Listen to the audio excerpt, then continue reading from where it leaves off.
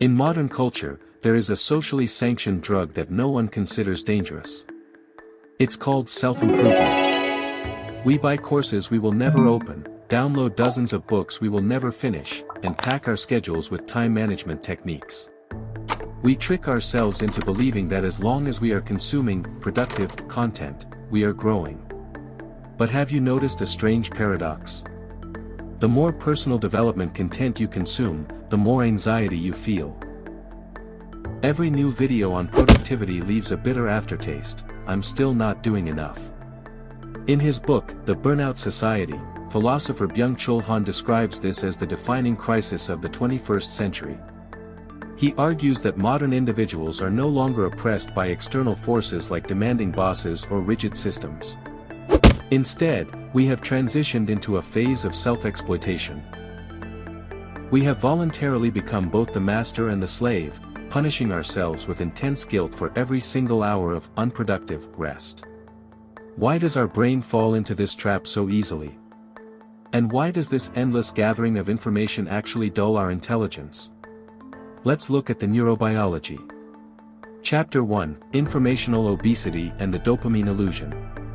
When you read a list of life hacks or watch an educational video, your brain triggers a quick release of dopamine. Stanford neurobiologist Dr. Andrew Huberman frequently explains this mechanism in his lectures. Our brains are evolutionarily hardwired to reward the pursuit of new information. In the primitive world, gathering data about new territories or food sources was critical for survival. The problem is that your brain cannot distinguish between learning how to solve a problem and actually solving it. You watch a video on how to launch a business or learn a language. Dopamine is released, and your brain celebrates a victory. You feel smarter right in that moment. But in reality, you haven't done anything except click a mouse. Researchers call this phenomenon informational obesity. We consume terabytes of content but give ourselves zero time to digest it. Nobel laureate Herbert Simon predicted this at the dawn of the digital age, writing, "A wealth of information creates a poverty of attention." When your prefrontal cortex is continuously overloaded with incoming data, it runs out of the cognitive resources required for deep processing and practical application. You turn into a walking library that doesn't know how to use its own books.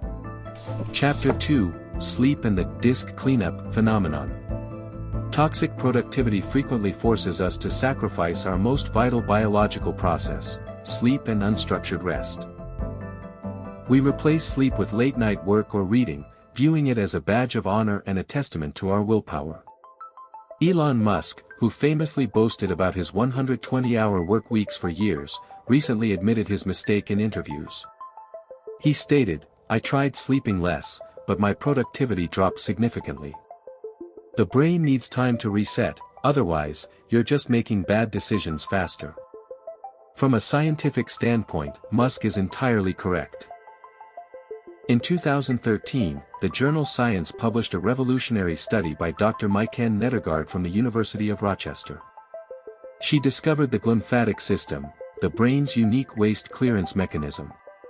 Her research revealed that during deep sleep, the space between brain cells increases by 60%, allowing cerebrospinal fluid to literally wash away toxic metabolic waste accumulated during the day, including beta-amyloid proteins.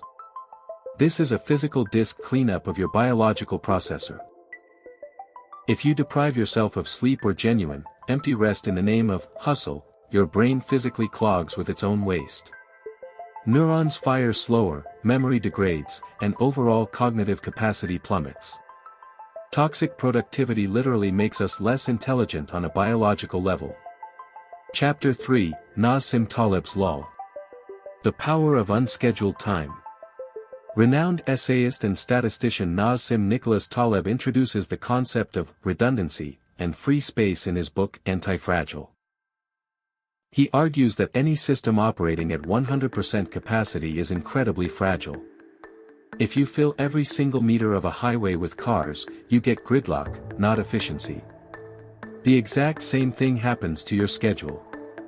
If every hour of your day is micromanaged with tasks, audiobooks, and gym sessions, you leave absolutely zero room for accidental breakthroughs. Great ideas do not strike when you are frantically checking off a to-do list. They occur during moments of strategic boredom. When you are washing dishes, walking without headphones, or simply staring out the window. In these moments, the brain's default mode network kicks in, quietly connecting your stored knowledge into real insights. Look at the habits of history's greatest minds. Thomas Edison would sit in a chair for hours holding heavy metal spheres in his hands. As he drifted off to sleep, his hands would relax, the spheres would drop to the floor, and the noise would wake him up. He would immediately write down the vivid images from that borderline state between sleep and waking. This wasn't productivity by modern standards. It was deliberate, structured idleness designed to cultivate genius. Conclusion: escaping the rat race. Stop collecting other people's life hacks and turning your life into an endless series of KPIs. The faceless character inside you doesn't need 100 masks of hustle culture success. True intelligence is not measured by how much information you consume, but by the depth of your understanding.